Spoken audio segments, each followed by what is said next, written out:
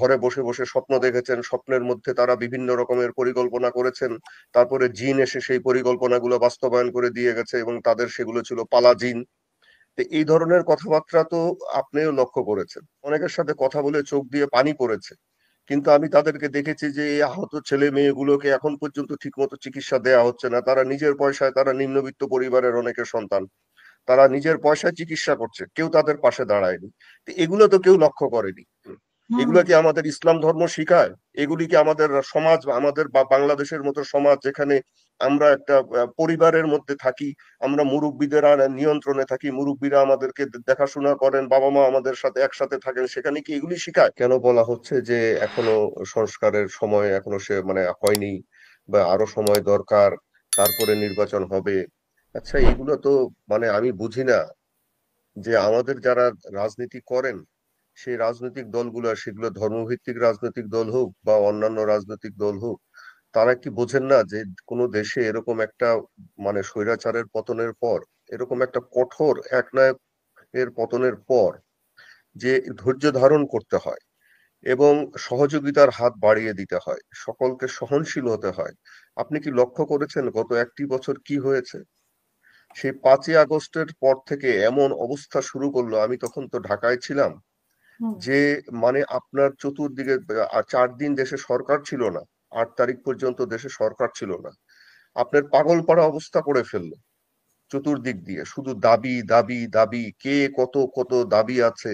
আমি আমার আমি তো সাংবাদিক, আমি ডিফেন্স জার্নালের সম্পাদক, দৈনিক পত্রিকাতেও কাজ করেছি। আমি 5 তারিখের পর থেকে দেখলাম যে 15, 16, 17 বছর যাদেরকে আমরা ফেসবুকে পর্যন্ত দেখিনি, যারা একটি কমেন্ট পর্যন্ত করতে ভয় পেত, পোস্ট দেওয়া তো দূরের কথা, তারা এসে এমন ভাবে লাফিয়ে পড়লো যেন তারাই সবকিছু।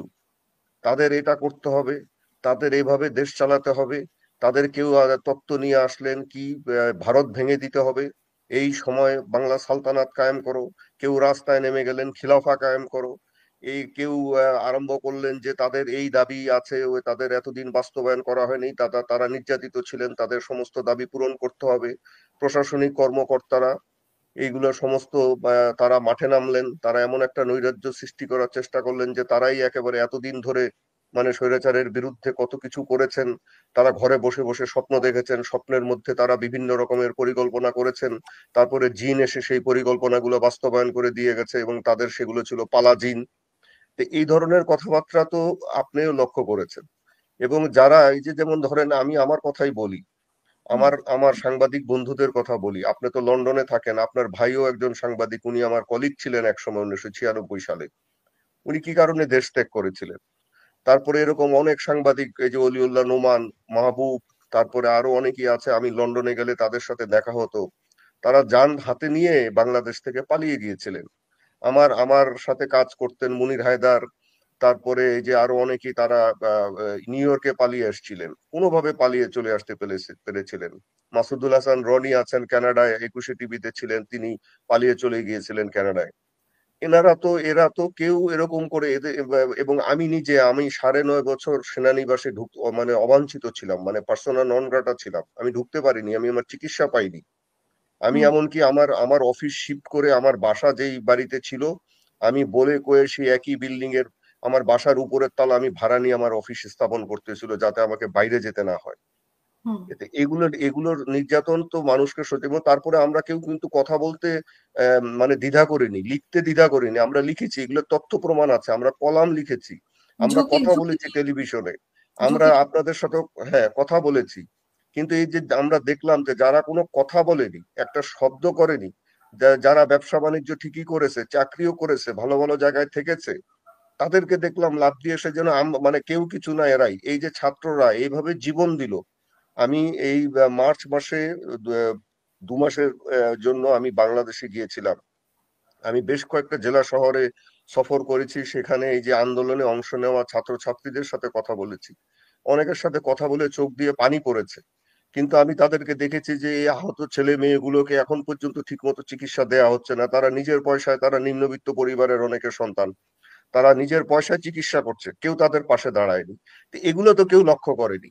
আগে হুম। উচিত ছিল কি, যে এই আন্দোলনটা হওয়ার পরে যে এই যে এত বড় কিছু হলো একটা দেশে, সেই দেশটার এইগুলার জিনিসগুলাকে আগে এই যে যুবক তরুণরা, এই মেয়েরা যে রাস্তার মধ্যে নামলো, তারা জীবন দিল, আহত হলো, তাদের ব্যাপারগুলো দেখা, তাদের চিকিৎসার ব্যবস্থা করা, তাদের পরিবারকে স্টেবল করা, তাদের লেখাপড়া, তাদের জীবন ধারণের ব্যবস্থা করা, এগুলো তো আগে করা দরকার ছিল। আপনি আমাকে বলেন যে কোন রাজনৈতিক দলটি এগুলো ঠিক মতো করেছে? আপনি আপনি আমাকে বলেন যে বাংলাদেশে যে ডক্টর ইউনূসের সরকার এসছেন তারাও এটা ঠিক মতো করেছেন কিনা। তার যারা উপদেষ্টা আছেন, এক একজন খয়ের কাজে পাশে জুটেছেন, তারা প্রতিদিন এক একটা কি ব্রাইট আইডিয়া, আমরা আর্মিতে বলি ব্রাইট আইডিয়া নিয়ে এসে হাজির হচ্ছেন। কি করবেন? কি আমরা শুনলাম যে 26,000 কোটি টাকা নাকি কোন লোক কোন এক বাংলাদেশে বিনিয়োগ করবেন। আরে হুম তারপরে আবার শুনি যে অমুক জায়গা থেকে এত কিছু আসতেছে। একজন বলে বসলেন মিডিয়াতে 1,80,000 রোহিঙ্গা ফেরত নিয়ে যাচ্ছেন। হুম হ্যাঁ, মানে কি সব আরম্ভ করেছেন আপনি চিন্তা করেন। হুম তারপরে মানে এমন জিনিস করছেন যে মানে মানে স্বর্গরাজ্য বানিয়ে ফেলবেন, এই করবেন সেই করবেন কথার মধ্যে। আচ্ছা, হুম হচ্ছে এরপরে আপনি আরেকটা কথা এসছে, আপনি দেখেন যে মব জাস্টিস নামে কেউ বলছেন যে না এগুলো হচ্ছে ক্ষোভের বহিঃপ্রকাশ। হ্যাঁ, আমরা হুম বলতেই পারি ক্ষোভের বহিঃপ্রকাশ, কিন্তু আমাদের কি সহনশীল হওয়া উচিত ছিল না? মানুষ আমাদের দেশের নিরাপত্তাটাকে চিন্তা করে, আমাদের দেশের ভবিষ্যৎটাকে চিন্তা করে, যে আমরা একটা ছোট দেশ, আমাদের তিন পাশে ভারত বেষ্টিত। এই ভারত গত 17 বছর খেয়ে হুম না খেয়ে তাদের সকল শক্তি কাজে লাগিয়ে সারা দুনিয়াতে অপপ্রচার করে বাংলাদেশে হাসিনার মতো একটা স্বৈরাচারকে মানে ক্ষমতায় রেখেছে। তাদের বিরুদ্ধে যুদ্ধ করে কিন্তু এই বাচ্চাগুলোকে, তাই হাসিনাকে সরাতে হয়েছে।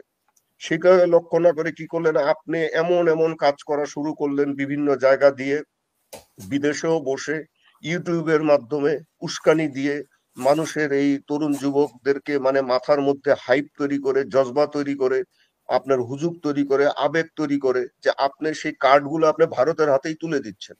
মানে ভারত এতদিন যেই কথাগুলো পৃথিবীকে বলতো, বিশেষ করে মার্কিন যুক্তরাষ্ট্র বা পাশ্চাত্যের দেশগুলোকে বলতো যে দেখো বাংলাদেশে এই যে জঙ্গিরা আছে, বাংলাদেশে মৌলবাদ আছে, বাংলাদেশের লোকজন এই ভারতকে খেয়ে ফেলতে চায়, ভারতের নিরাপত্তা বিঘ্নিত করতে চায়, এইগুলো এই কার্ডগুলোই তো আমরা তুলে দিচ্ছি ওদের হাতে। এমন এমন হুম কথা বলে যে আমরা করেছি গত নৈরাজ্য সৃষ্টির মাধ্যমে একটার পর একটা, এখনো সেগুলা করছি। এখন আসেন যে এই যে নির্বাচন নিয়ে কথাটা, মানে মানুষের ক্ষোভ তো হচ্ছে একটা জিনিস, হুম সেটা তো আপনার এই যে আন্দোলনের সময় আমরা দেখেছি, যে আপনি 5 আগস্টে দেখেছেন গত বছর যে কিভাবে গণভবনে মানুষজন গিয়ে হামলে পড়েছে বিভিন্ন জায়গায়। মানে এই যে আপনার মানে তরুণ যুবকরা বা বিভিন্ন শ্রেণী পেশার মানুষ, আমি তো ঢাকায় থাকতাম, আমার বাসা ছিল ঠিক বনানী থানার পাশের বাসাটা ছিল আমার, হুম আমি সেই বাসায় থাকতাম। তো আমি তো দেখেছি মানুষজন কি করেছে, সেগুলো তো আপনি মব বলতে পারেন না, সেগুলো হচ্ছে ক্ষোভের বহিঃপ্রকাশ। হুম কিন্তু ধরেন এই যে কালকে না পরশুদিনও আমি মিডিয়াতে দেখলাম যে মানে কি সন্দেহের বশত কি চুরি করেছে না কি করেছে, তার জন্য মাদক নাকি ব্যবসা করে হুম কুমিল্লাতে, পিটিয়ে মেরে ফেলেছে। আপনি নিজেরাই খোদা হয়ে দাঁড়াচ্ছে আপনি। তারপরে একটা সবচেয়ে বড় ডেঞ্জারাস জিনিস কি, আমি আমার 34 বছরের সাংবাদিকতা জীবনে আমি আমি যা দেখিনি, আমি তা এখন দেখছি, এবং এই কারণে আমি লেখালেখি বন্ধ করে দিয়েছি, আমি লিখতে চাচ্ছি না। এবং আমারই ধরেন সহকর্মী এই যে রনি, যার নাম কথা বললাম, কানাডা, উনি 21শে টিভিতে ছিলেন, খুব ভালো একজন সাংবাদিক। উনি একটি হুম ইউটিউব চ্যানেল চালাতেন এবং সেখানে খুব বুদ্ধিবৃত্তিক এবং মানে খুব ভালো সুন্দর মানে আলোচনাগুলো করতেন, ভালো ভালো আলোচকদেরকে নিয়ে এসে। উনি নিজে রাগ করে বলেছেন যে আমি আর এগুলো করব না। আমি আজ থেকে এগুলো ছেড়ে দিচ্ছি। কেন? আপনি সোশ্যাল মিডিয়াতে যান, আপনি এই যে অকথ্য একটা শ্রেণী তৈরি হয়েছে, বিশেষ করে আমি সরাসরি বলি, আমি দৈনিক ইনক্লাবে চাকরি করেছি 1999 থেকে 2005 পর্যন্ত, সুতরাং আমি বাংলাদেশের ধর্মীয় রাজনৈতিক দলগুলোকে চিনি। হুম হ্যাঁ, তারাও আমাকে চেনে। আমি কখনো দেখিনি আগে যখন ছিল এই যে মৌলানা মহিউদ্দিন খান ছিলেন, মৌলানা ফজলুল হক আমিনী ছিলেন, আমি মৌলানা ফজলুল হক আমিনীর সাথে 18 দিন একটা গ্রুপের সাথে আমি বিদেশ সফর করেছি। অত্যন্ত ভালো একজন জ্ঞানী মানুষ ছিলেন, সহনশীল মানুষ ছিলেন তারা। কিন্তু এখন যারা আছেন তারা কি, আমি তাদেরকে সরাসরি প্রশ্ন করতে পারি, কারণ আমাদের প্রশ্ন করার অধিকার আছে। তারা তাদের যে তরুণ যুবক শ্রেণী, তাদেরকে তারা এই যে ফেসবুকের মধ্যে, ইউটিউবের মধ্যে আপনার স্পন্সর করে এমন ভাবে এক একটা বেনামে ঠিকানা হাজার হাজার আপনার আইডি তৈরি করেছেন, তৈরি করে যারাই একটুখানি অন্যভাবে একটু কথা বলতে চান, একটু মানে আঞ্চলিক বা আন্তর্জাতিক বিষয়গুলোকে ব্যাখ্যা করতে যান, যারা দুনিয়াকে জানেন, তাদেরকে তুই তোকারি যাচ্ছে তাই বাবা মা তুলে গালাগালি করে।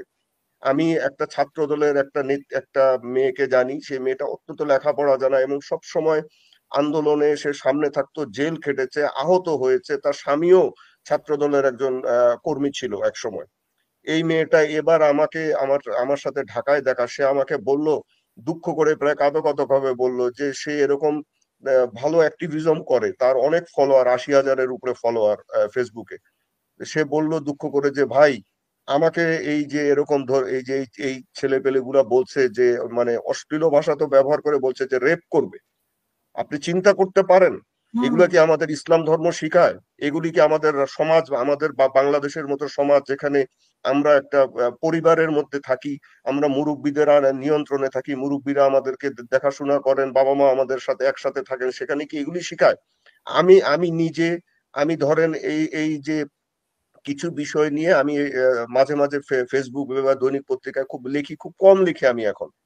আমি এই গত মার্চ মাসে মনে হয় কি ফেব্রুয়ারিতে এরকম আমি একটা এরকম কিছু লিখেছিলাম। সেইখানে আমি আবুল মনসুর আহমেদের বাংলাদেশের কালচার বইটার কিছু উদ্ধৃতি তুলে বাংলাদেশের কালচারটা কি এগুলো নিয়ে লিখেছি।